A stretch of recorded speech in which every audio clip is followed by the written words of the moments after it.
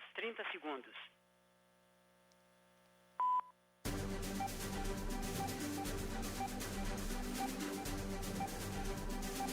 Atenção, radialistas de todo o Brasil. É hora de noticiar os fatos que ajudam a construir um novo país. Direto dos estúdios da Empresa Brasil de Comunicação em Brasília, vem aí a Voz do Brasil.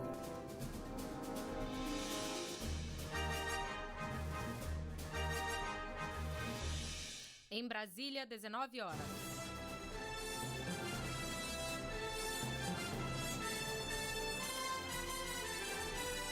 Está no ar a Voz do Brasil. As notícias do governo federal que movimentaram o país no dia de hoje. Olá, uma boa noite. Boa noite para você que nos acompanha em todo o país. Segunda-feira, 13 de junho de 2022. Faltam 86 dias para o bicentenário da independência do Brasil. E vamos ao destaque do dia: suporte para a saúde mental. O Ministério da Saúde lança programas para oferecer teleconsulta de psiquiatria e terapia no SUS. E investe na rede de atenção psicossocial. Yara Aquino. Em junho foram integrados novos serviços em um repasse de mais de 36 milhões de reais. E você também vai ouvir na Voz do Brasil. Combate a crimes de fronteira. A Operação Ágata Norte já apreendeu 200 mil toneladas de minérios e 300 quilos de cocaína nos estados do Maranhão, Pará e Amapá. Luciana Vasconcelos. Além de combater crimes, a Operação Ágata desenvolve um trabalho de assistência social nas regiões mais carentes do país. E vamos falar sobre doação de órgãos. Vamos conversar com o chefe do Centro Conjunto de Operações Aeroespaciais, Brigadeiro do Ar, Francisco Bento Antunes Neto, sobre a logística de transporte para garantir os transplantes. Hoje, na apresentação, Mariana Jungmann e Nazi Brum. E para assistir a gente ao vivo na internet, acesse voz.gov.br.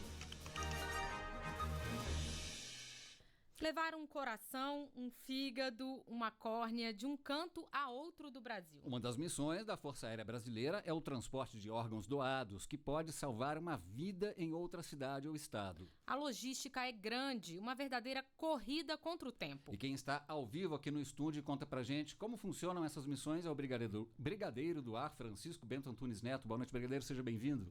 Boa noite, Mariana. Boa noite, Nazi. Boa noite a todos os ouvintes. Brigadeiro, para começar, explica pra gente como é que começa uma função dessa, uma missão de transporte de órgãos, tecidos e equipes. A Força Aérea recebe um chamado avisando sobre o órgão, onde ele está, como é que é? Começa pelo acionamento do Centro Nacional de Transplantes, buscando a Força Aérea e informando aonde se encontra o órgão, aonde se encontra a equipe que vai realizar o transplante e o paciente que vai receber esse órgão. A partir daí, um grupo da Força Aérea começa a trabalhar e identificar quais são as aeronaves que nós podemos empregar para cumprir essa missão, e o Central Nacional de Transplantes toma a decisão se prossegue ou não. Brigadeiro, e qual é o tempo médio entre o acionamento da missão até a chegada do órgão? Isso tudo vai depender das características do aeródromo onde nós vamos operar, a distância entre esses aeródromos, onde está o doador, onde está o paciente que vai receber esse órgão. Então, não existe assim uma média de acontecimento. O que nós temos é a média de reação por parte da Força Aérea. Então, a partir do momento em que a Força Aérea é acionada, em que a Central Nacional de Transplantes define que essa movimentação do órgão vai ser realizada com a Força Aérea, a nossa tripulação tem que decolar em 2 horas. E quantas aeronaves da FAB ficam à disposição para fazer esse transporte? E que aeronaves são essas? Perfeito. Em termos de legislação, nós temos que manter uma aeronave sempre disponível, né, para cumprir essa missão. Mas, na verdade, nós temos esquadrões espalhados em todas as regiões do Brasil, e todos eles, os esquadrões de transporte aéreo, eles têm uma equipe de sobreaviso para transporte aéreo logístico, na qual se encaixa a questão do transporte de órgãos, tecidos e equipes.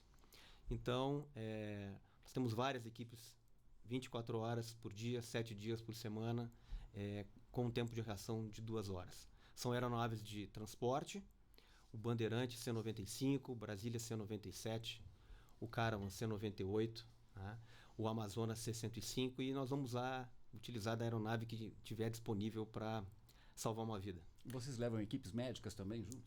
Sim, perfeito. Então, normalmente nós transportamos a equipe que vai retirar esse órgão que foi doado, né? E depois transportamos essa equipe junto com o órgão até o local em que o paciente que vai receber esse órgão ele está hospitalizado, né? Quando na cidade onde está disponível o órgão já existe uma equipe médica que fez essa retirada, normalmente somente o órgão é transportado pela Força Aérea. Agora, brigadeiro, o senhor falou que a Central de Transplantes entra em contato com vocês e vocês têm uma resposta de até 2 horas. Existe um centro de controle que organiza esses voos? Onde é que ele fica? Como é que funciona isso na parte da FAB? Sim. Então, localizado aqui em Brasília, nós temos o Comando de Operações Aeroespaciais.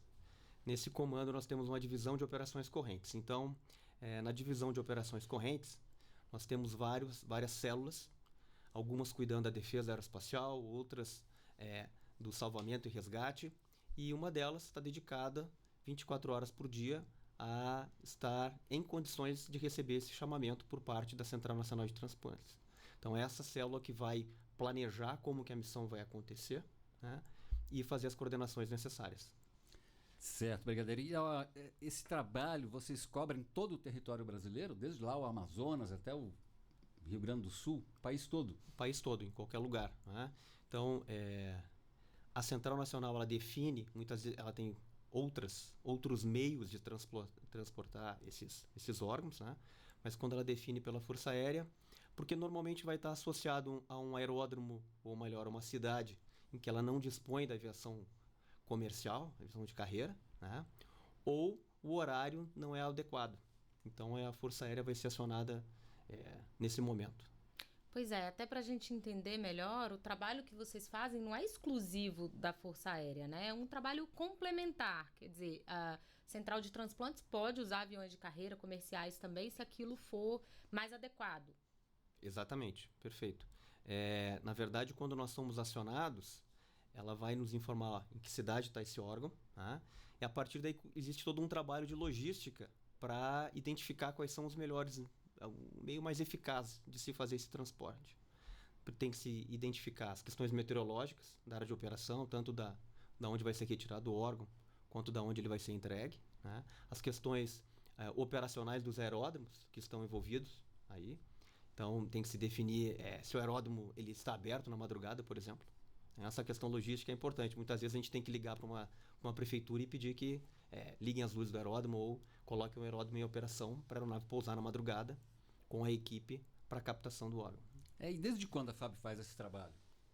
A FAB já faz há bastante tempo, mas a partir de 2016 é que se iniciou uma legislação que determina a Força Aérea ter uma aeronave, pelo menos, sempre disponível para isso. Agora, brigadeiro, fazendo um balanço aí dos últimos anos, quantos órgãos foram transplantados em 2021, 2022? E quais são os órgãos mais frequentes de embarcarem nos aviões da FAB? Em 2021, a Força Aérea transplantou 278 órgãos. Tá? Nós, no ano de 2022, já transportamos 140. Então, estamos num ritmo aí de completar os 300 órgãos nesse ano. E as 1.200 horas de voo envolvidas anuais é a nossa média nessa tarefa. Para quem trabalha com isso, qual que é o maior desafio? O maior desafio é fazer com que tudo aconteça da forma perfeita, né?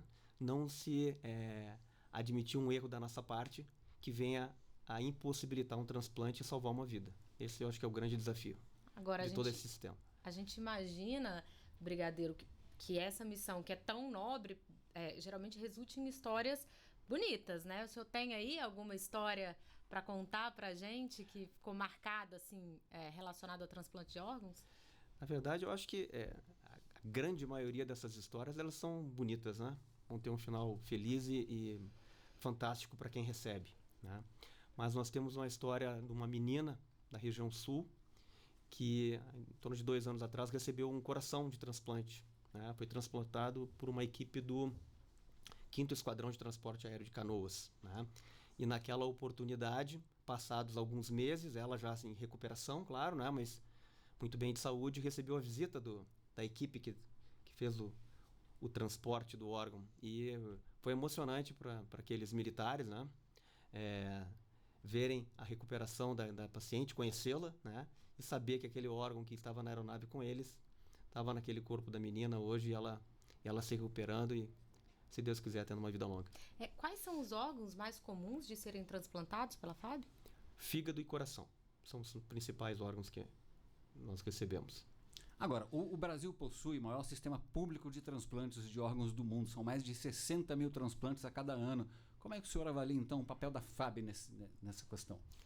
Eu acho que quando nós pensamos em termos de números, né? Acabei de lhe falar isso, que nós transportamos em 278 no ano passado, estamos caminhando para 300 esse ano, pela média.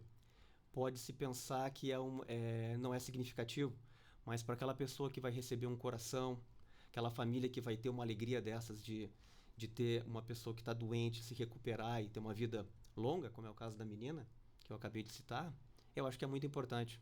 Então, cada unidade que nós colocamos aí nesse número de transplante, de órgãos transportados, é importante. 300 vidas e 300 famílias, né? Com certeza.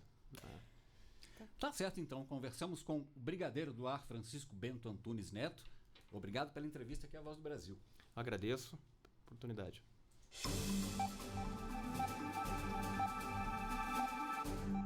Os cuidados com a saúde mental vêm se mostrando cada vez mais necessários desde o início da pandemia de Covid-19. Hoje, o Ministério da Saúde lançou projetos para reforçar a atenção nessa área. Entre as ações está a teleterapia e o lançamento da Linha Vida, um projeto piloto para a prevenção ao suicídio.